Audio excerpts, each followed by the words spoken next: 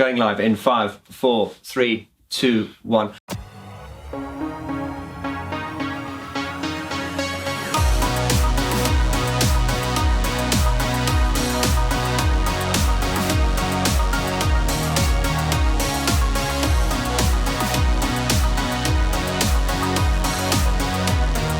Hi guys, and welcome once again to Rising Star, where we showcase the best in up-and-coming and undiscovered artists that you should be aware of. And I'm here once again with the two new members of Empathy Test, with the newbies. So I wanted to just do a separate little interview, because obviously there's a lot we can talk about. But let's talk about, Chrissy, when you joined, was in 2016? Yep, that's right. Is that right? Yeah. So how did you join the band? So I was in my second year of university. I thought, I should probably try and find some more work and stuff. What were you studying, sorry? I was doing a music performance course. Okay. At BIM in London. So I was just having a little scroll through and I saw, an electronic band needs a drummer for a tour. Okay. So I was like, I'd really like to go on tour. And I checked out the music. I was like, this is pretty cool. And got in touch with Isaac. And we met at a pub. And, as we do. Yeah. And I got along with Adam and Isaac. And I think maybe the next day they gave me a call and said you're hired. Yeah, you can come in and start working on stuff. So did you hear the music before that? Were you a fan? So not before the advert. So they told me what to look up and I searched it. And I think Seeing Stars was just released. Okay. I'm pretty sure, because I think I remember saying that was my favourite track that I heard. And I really like. Well, it's always good to join a band that you're actually a fan of. Yeah. In your case, Oliver, you were a huge fan. And you contacted... not a stalker. Not a stalker, of course not, no. I think it was Isaac that stalked you after... I think you said, go and tell us the story. You reached out and... I just messaged Isaac on Facebook saying, I really like your music. And then Isaac kind of popped the question. No, pop the question. That's probably a bit weird way of saying it. But, so he checked you out and he liked he saw what you were doing, and I think he realised you could bring a lot to it. I do my own music as well, sort of as completely on my own, and I love 80s music and synth sounds a lot. So it's kind of, I guess it was kind of right place, right time kind of thing. On that, are you doing any solo stuff at the moment? Is there any? So alongside this, I've released a track just at the end of last year, and which is very synth heavy, but I guess my stuff is kind of quite eclectic as well. There's guitars in it, so I'm working on going to release some stuff soon. So. And you're a multi-instrumentalist, do you? Yeah, I don't play the drums. I mean, I've tried, but I mean, you got your sidekick quite as well as Yeah. Okay, so it's interesting how you joined when 2019. So you're brand new. Yeah. Have you actually been on any tours yet? Yeah, I went to Germany. Oh, you went to Germany. Okay. Germany, did a couple of gigs. One in Stockholm. We did one here in London, which was really cool. That's great. And where was your last gig in London? Islington. O2 Academy. O2 Academy. Yeah. What's the capacity? Is that about 300 or 400? Yeah, it must be. Yeah. Wait, it's quite a nice size. It's a nice size venue.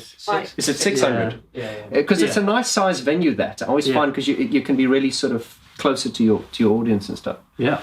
So you guys enjoying it so far? Yeah. You can tell me the truth off camera. I think she's probably getting a bit tired of me already. Yeah. Well, it's just because you keep filming me. Yeah. I do. Yeah, Stalker. No, I'm joking. I'm like the paparazzi. No, that's good. No, because sorry, I just do it to annoy her, to be honest. No, I know it pisses her off. It's all there needs to. As kind of well gelled and as well as it's you guys. It's like me with Isaac. I annoy him by rolling up cables the wrong way. But there needs to be that. It can't just be. There's got to be a wind up, rolling up cables the wrong way, photographing people all the time. What do you like?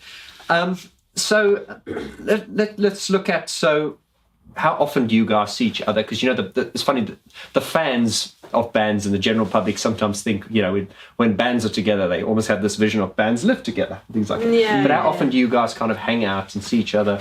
Well, I guess after the tour, it was like Christmas, so none of us really saw each other then. But I think now that the album's like being written, and obviously me and Ollie have more to do with it now, and also more shows are coming up.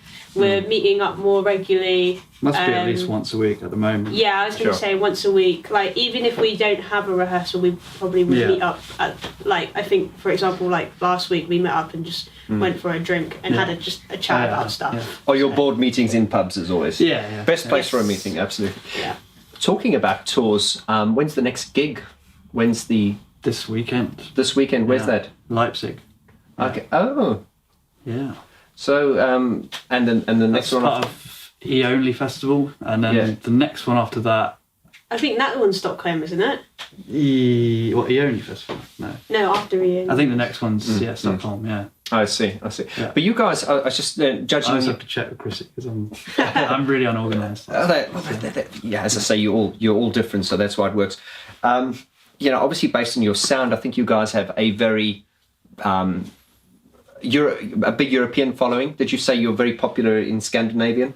I think we do. Yeah, I think we've got a lot of people that listen to us in Stockholm, and it's actually been like such a mission to even get a gig there. Why is that?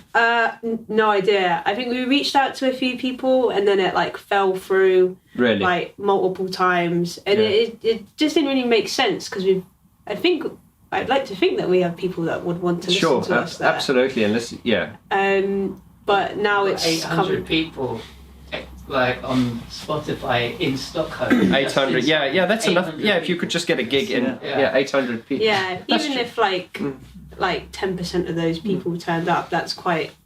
What was that? That's like 150. How popular are you in the UK? In what? I think it's maybe slightly more diluted. I think if next time we did a tour, we would only play like south, middle, and north. Oh, I see. So it's like you'd have to go do a big one in London, then Birmingham, and then probably up north rather than do little. Yeah, I think if we did more than that, then there's fans here, but it's just like it would dilute the crowd, and you'd have to start picking which city over what city. I think 3 or 4 shows is like pretty good. Yeah, I think so. And of course you guys are not sort of, you guys are, as you say, you guys tour, but you're not that sort of like, you don't have to play, if you excuse the expression, in these venues which we call toilets. You can actually, because you have got a fan base, you can actually get venues of a decent sized audience. Yeah, well I think that's why we would only do like the core places. Yes. Just because especially now, especially this year, we're going to have way more production, like more lights, more visuals programmed, and if we can play bigger venues, so if we only restrict it to like 3 parts of England, then we can play bigger venues, and it's much easier and less hassle to we'll have the right specs in order to do those things. Sure. Okay, no, that's good. You guys are definitely upping the ante. There's probably a question more for Geek Talk, but just a quick one. Tell us what equipment you're using on stage. So I use a Roland SPD SX. That's the... the sample pad, and then I also use the Roland acoustic triggers. Oh yeah. So I've got like one on the snare, one on the floor, and I think that's it at the moment. I used to have one on the kick, but I had some like re-triggering issues, so I decided to take that out, and I kind of prefer just having the acoustic kick now. But I think I'm going to get a second snare at one point, and I'll stick that. I reckon in about 5 years' time you're going to have this massive. It's going to be like this. I'm aiming, and then people are going to get the fans going. Oh, I remember when she just had a little track pad. It was much better than fans are like. But I know, but we fall into the traps of geekiness. Oliver, keyboards on stage. Go on. What's your? I use a Prophet 8 Dave Smith. Just to recreate the lead sounds. It's really good. It was really kind of analog. It's an analog. Analog. Yeah. Does it save presets, that one? Or? Yeah. Okay, so you can record. It's quite it's a new-ish brand. I mean, it's a very old company, but they've got such nice synth sounds on there. And then I kind of want to get some more equipment because at the moment I'm only doing the lead parts. Yeah, you see here it starts. Need more equipment. And, so I kind of want to do like the synth bass parts as well. And there's kind of it's such a big world. There's so much you can get. Yeah, and it is interesting because you guys, and I want to emphasize this to my channel and to everyone, is that guys, this is not a signed band. This is a proper example of a cottage industry success. You guys all doing it. We're going to talk on a separate interview. We're going to speak to Isaac about, he does a lot of the business and the merchandising and things like that. So what roles outside of the music do you think, you're new though, but what do you sort of bring to it outside of the music? It's not an interrogation question, but outside of the music, so, jokes. Okay. Jokes, yeah. No, it's fine. As I say, because obviously Isaac and Adam, who were the original members, obviously had set it up, and you guys have come in and you're. Yeah. But what I liked the fact was, although they sort of like were the core members, however you want to say it, is the fact that they've let you guys join, but also are happy to have you contribute to the lyrics and stuff is a very good thing, because you don't see that often in bands. We don't contribute to the lyrics, but musical ideas and stuff like that. Yeah, I'll send like Isaac some synth riffs, sure, and he might. Sure. There's kind of lots of different ways in, I guess, with music making, and you guys are flexible. I'll send him a synth riff, and he might make something out of that, or I'll provide some synths or something, or just listen to what Chrissy. Like, she's got such a nice drum sound. It's like really. It is very good, yes. So actually work with someone that's good at the drum. Well, listen, as I said, one final question. When is your next London gig? Your next London or UK gig? I think, are we planning one in May? Is that right? Fingers crossed, yeah. Fingers I think crossed. we're doing one in the UK. We're doing Liverpool, playing a festival. Oh, we're playing a festival in Liverpool in April. But yeah, for London gigs, we're going to try and get one in May, if all things go right with the venue that we're talking to. And I think that'd be quite good, because the specs are quite good, and we're going to try and make it. Well, definitely. Yeah. It's not, is it not? Oh no. Oh, I was really hoping we would get that. Not to name names, but she's been incredibly unhelpful. Okay. Yeah, I don't think it's going to happen, but we'll find another venue. But album launch in May. Oh yes, well you guys working on a new album launch in May? Yeah. And do you guys release a single before to promote the albums? Or are these questions I should be asking Captain Isaac? Yeah. Okay. Well, guys, I tell you what, I'm gonna leave it at that. I just wanted to, as I said, sort of separate the interviews just so that the my channel and people can see, the individual members. But it's really good to meet you. Yeah, you too, my friend, young lady. Thank you. And we'll see you soon again on the Geek Talk, where we're going to talk deep and geek about keyboard synthesizers and how Empathy Test approach studio and live performances. Guys, thank you very much. Adam, Empathy Test, it's your turn to be interrogated by me in this interview. So Adam, you were obviously one of the founder members of Empathy Test. You and Isaac started together back in 2013. Yeah. And we talked in the previous interview where I interviewed you all that you decided, you just got to a point where you just decided that touring was not for you.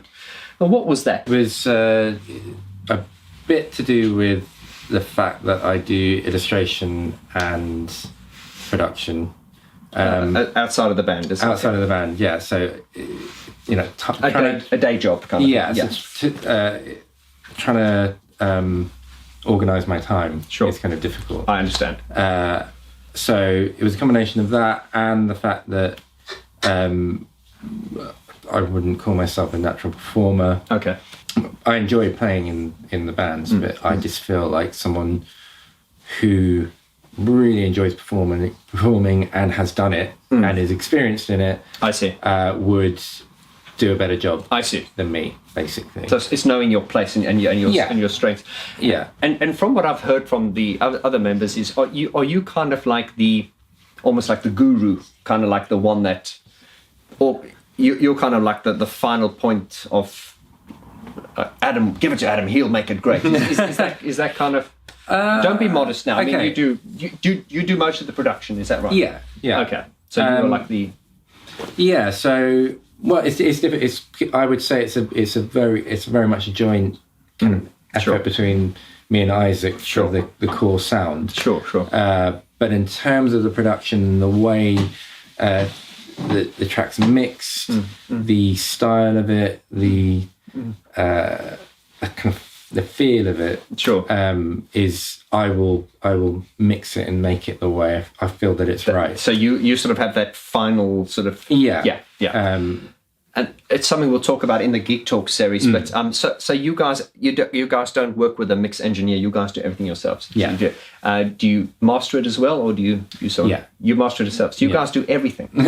And Adam, it's true that you actually do the artwork as well for them. So you've got some examples there. I was holding up. Guys, check out their artwork. It's and I think this is something I always find is very difficult when you're creating a band or an act is to create artwork that actually looks like the music sounds. And I think you guys have definitely achieved that, because you've got this kind of, it's quite surreal and dreamy. Yeah. But it's not too off the wall kind of thing.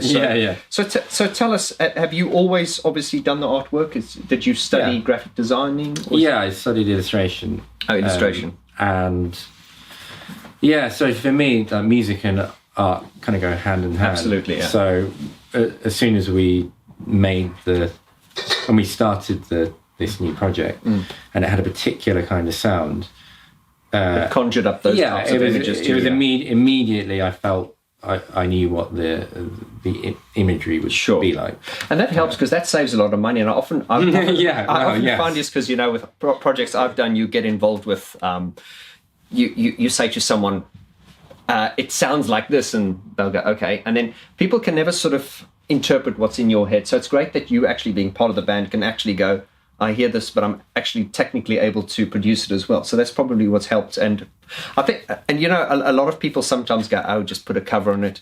The artwork is something that is very important, and it's something we've kind of lost sight of over the last, I'd say, 20 years or so. It's coming back now, but I know back in the 70s and the 80s, like I've been interviewing Brian Griffin, who was not the dog from Family Guy, but the guy who did the album the album covers for Depeche Mode. And this was in the 70s and the 80s. There was this tremendous emphasis on artwork, to which it got to a point where some people thought it was very self-indulgent. Right. However, going on a tangent, the artwork is important, and I just think it's great that your artwork actually reflects what the music sounds like, but you're actually able to do it yourself. Yeah, and save all the money that way. I mean, it would be silly if I didn't. Well, it would be. I think so. Also, I have the way I kind of visualize things is the same way I make the music or produce the music. It's wanting something to be a very particular way. And not being happy if it isn't that way. You're a perfectionist. Yeah, I can tell. And you beat yourself up when it's if it's not right, then it's almost like I will just get rid of it. Yeah, it's good to be that way. So it would be very difficult to try and commission someone to do the artwork, because I would just be, even if it was great. It's not quite right, and it's true. Yeah, I have this thing as well. Like if I have my music mixed by other mix engineers, they can be perfectly competent, but sometimes it's just like it's that person's interpretation is never what's in your mind. Yeah, I mean that's basically why I became a producer, was just from making music as a hobby, and I was involved in other projects, and we were always looking for people to produce and mix the music that we made, and. But same problem. It never sounded so. You thought the only way I could do this was do it myself. So I just made that decision one day. I don't know anything about production, but I'm going to. I know what I want it to sound like. That's interesting. But did you take courses or did you study it? No, I just you see, guys, you don't need to go to college. Just everything, and probably something for the Geek Talk. I used to work in a music retail store in 2000, a place called Turnkey. This was back in the days when you could sell musical instruments, and there were lots of courses out there. And what the younger generation don't know now is that the information you get for free on YouTube is information that you would have to pay thousands for back in the days. So I always say, don't get hooked up on these videos on YouTube. Just go out and do it. So everything you've done, you've taught yourself. You haven't actually gone. And let's talk about your musical ability. Did you study? Do you have a classical background? Or no? I love the story of you guys. It's just so. Everything about you guys is so authentic. Really, really love the story. My friend, I could interrogate you a lot longer, Yeah. but I need to get Captain Isaac on. Yeah. Captain Isaac, I'm calling him that, for the next series. But thank you very much, mate. It's been Brilliant. very good to meet you, Thanks. and I'll see you on the Geek Talk Brilliant. interview. Catch you later, guys. Isaac, how are you? I'm good. Good. Yeah. As I said, I wanted to just do this separate interview with each member, just so we can have a more in-depth chat with each member. And I've actually got one of your T-shirts here, which is this is one of the empathy test T-shirts. And because you guys are self-funded, you're not signed to a label, you're doing everything yourself. Yeah. So Isaac, you're not only the front man and you write most of the lyrics, but you also deal with the business and the merchandise. So tell us, how does that work on a day-to-day basis? Is it a busy thing? How do you fit everything in? Yeah, it does take up a lot of time. And I don't think we set out to be a DIY band necessarily. I mean, you've just been talking to Adam about how he does the artwork and does all the music production. But we were originally, going to find a record label and go down the proper industry route. We released our second EP with an independent label in New York, just like a one man thing. He helped us a lot. He helped me learn how the process works, how to release something, how to get PR for it. Is that digital only, or was it? It was just digital only at the time, but we decided to make our own merchandise to sell because we quickly realised that people still wanted to buy CDs and T-shirts and whatever, and B is a great way to fund the project. Absolutely. This record label, Stars and Letters, they released our second EP, and then during the process of releasing the second EP, which was like remixes, the guy Mark Roberts said he was getting his own music. I think we inspired him to get back into making music. So he actually said, look, I don't have time to do this anymore. So I finished off the PR campaign for that release. He very kindly gave us all the rights back to our music. Okay. And then sort of from that point on, we kind of knew how to do everything ourselves. So we just carried on doing it. And we've had record labels interested. I was going to ask you, people approaching you. And we've actually said no. Did you do it all yourself? Yeah. I think we very quickly got to the point where we were doing everything ourselves, and so the only reason to sign with a label for us would be to reach a bigger audience. Yeah. So until the right label and a big enough label comes along, then there's, if you can do it yourself, then do it yourself. Absolutely. Because a record label will give you the money up front to record your album. They'll take a lot. And then pay for your music video or whatever, but you have to pay that back. Exactly. So they're just loaning it to you. And for loaning you that money, they also take the rights to your music as well. Absolutely. And so you will continue to pay them back for as long as the contract lasts. Yeah.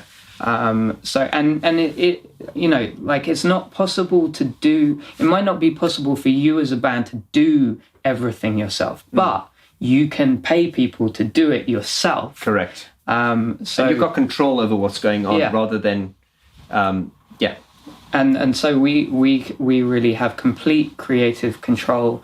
No one's telling us what a new album has to sound like. No one's saying, "Oh, you've got to write another Losing Touch," because that's that's your biggest track.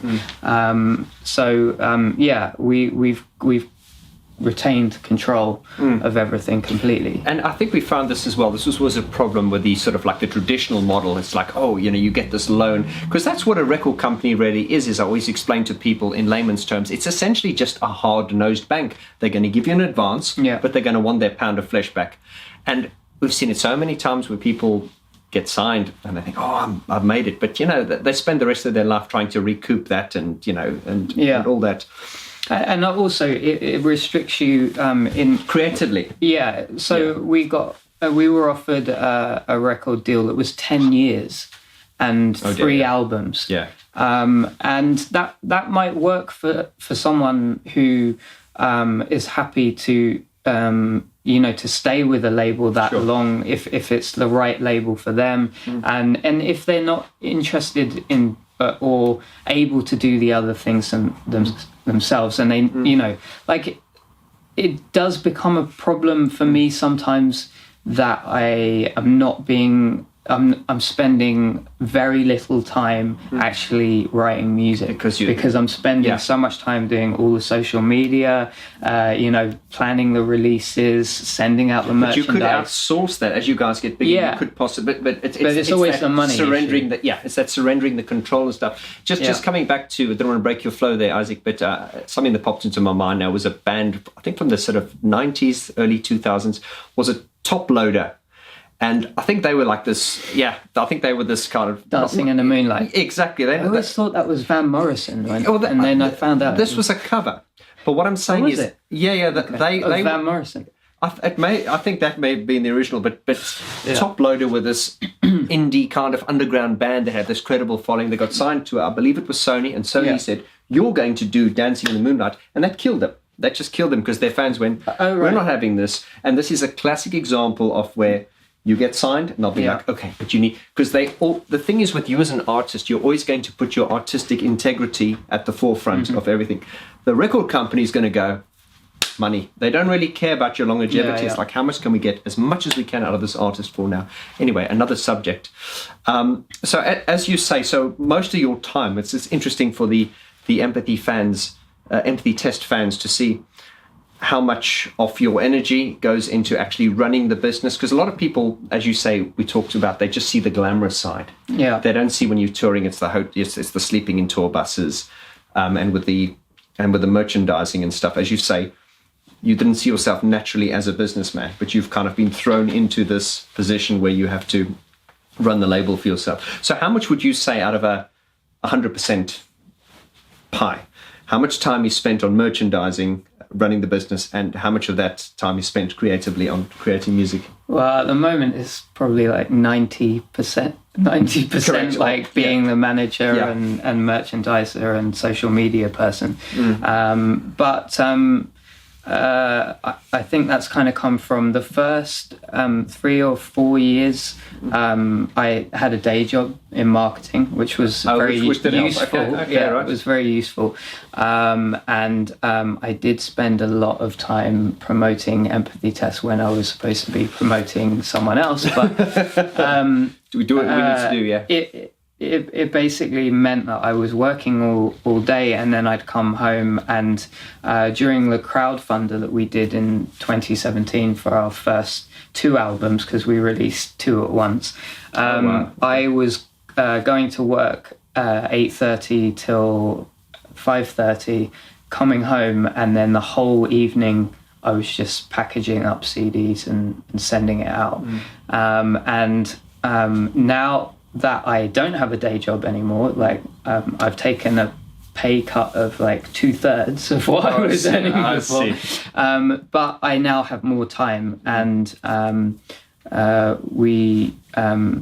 we've recently we've got a new studio that's in the same house that I'm living in, and I'm hoping now that I can divide my time better and start spending more time doing what I got into this for in the first place. Yeah, there's always that side. Yeah, but and you at have some to do point, delegating some of these tasks would be good. But obviously, it's very difficult to pay anyone else to do the stuff that you don't want to do.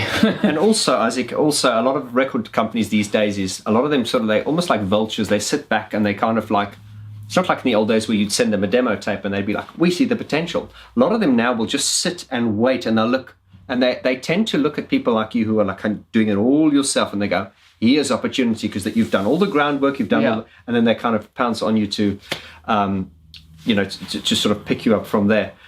I'm losing my train of thought here now. Cut. Yeah. Well, the music industry is still like in a state of flux, a limbo, at the moment. Like no one really knows what they're doing anymore. It's really good in some ways and really bad in other ways. Like, obviously there's no value in the music itself anymore. People just think it should be free. It should be free, and they're all using streaming sites, which, like, I don't see anything, I'm not going to tell anyone off doing that, because I use Spotify as much as anyone else. Like, I had my laptop and my external hard drive stolen in one go, and that was all my MP3s just went. And I was like, right, am I going to download everything again, or am I just going to use Spotify? So I did that. But there's still plenty of people out there who are buying records and buying CDs and buying band merch. If you really love a band, that's the best way to support them. Because also, even if you don't wear the T-shirt, just buy it anyway. Just buy it. Like you're giving the band like 0.007 cents for every stream. When I interviewed Test Helix, they were also talking about how merchandise makes so much sense, because I think when you sell a T-shirt, you sell it for £15 or whatever you sell it for, and to get that money from streaming, it's got to be streamed like I don't know how many thousands of times. So there's guys, to support your bands, you really look into the merchandising, and that's a really good way to support them. Do you print vinyls as well, or is it just CDs? You do as well. Okay. That takes a long time. Yes. It's like a 6 week lead time or something, because there's so few factories still open, and the demand has suddenly gone up in the last few years. So it's quite there's like waiting lists. I see. So would you take, before you printed vinyls, would you take pre-orders for them? Yes, we do. Rather than just sitting with boxes of stock. Yeah, and there's some really great things for up and coming bands now, like where it's like a crowdfunder specifically for vinyl. Oh yes. So instead of you forking out like what can be like £2,000 to get a run of 300 vinyl, you basically put on this crowdfunder. There's websites that do it, and then they will make the vinyl if you hit target. Oh, that's great. That's really good. Enough people put the money in, then it can be done, and that's a great way of doing it. And we recently crowdfunded a music video, which is yet to come out, but it's on its way. Fantastic. Hopefully in March. We crowdfunded in less than 24 hours enough money to shoot a video. But you have to start small and you have to build up. So the first thing we did, we made 100 CDs. Once we'd sold those, we bought 200 CDs and build up from there. There's definitely brains and savvy and enthusiasm. I really think you guys are going to stand the test of time, and I'd really like to be an old man one day going, I remember interviewing them. And where do you see yourself in 10 years' time? I don't know whether I'll still be doing it in 10 years' time, to be honest. I've already achieved my dream of being a full-time musician, which I was very hard to do. Very hard to do, and I didn't think that would happen. And so now it's just keep building steady. And I just find, I think the way you guys have done, because you guys have done it so organically, you guys have got a really hardcore following. Yeah. And these people, I think it's better to have a smaller hardcore following rather than the sort of mass market. I mean, like when we go to an empathy test, we're going to see. It's not like when I'm going to do a Rusty Egan here. If you go to an Ollie Mo's gig, he's going to fill out the O2, but you're going to have grannies, grandpa. You're going to have everyone there. When you go to an empathy test gig, you're going to have a similar type of crowd there. who are loyal and hardcore and Yeah. will be with you for years, and that's what you want. Yeah, That's yeah. when you know you've succeeded. Yeah, like it's really important to build a loyal fan base who actually buy your merchandise and come to your shows. You know, we have over 50,000 listeners a month on Spotify. You know, and you have different levels of fan. You have the people who are happy just to stream your music online and never buy anything and never turn up to a show. Sure. And you got the people who stream your music but they'll come to a show every now and again. And then you have the fans who like Dave and Karen Sewell, who have been to 30 shows or something. They've almost been to as many shows as I've been. Right. They buy everything that we put out, and they are the people that allow you to continue, survive as a band. Yeah. And so, you know, we do everything we can to like give those fans a special experience and make them feel part of the process. That's the most important thing, and that's why crowdfunding is so good and works so well, because you know, they're not just buying a CD, they're helping They're you. investing in your future. Yeah, exactly. That's right. There's the soundbite. Guys, empathy test. Isaac, Thanks a lot. you're an absolute diamond. Your band are fantastic. Guys, this is a band that is well worth supporting. Check out their merchandise. It's all available from their site, empathytest.com. All links below in the description.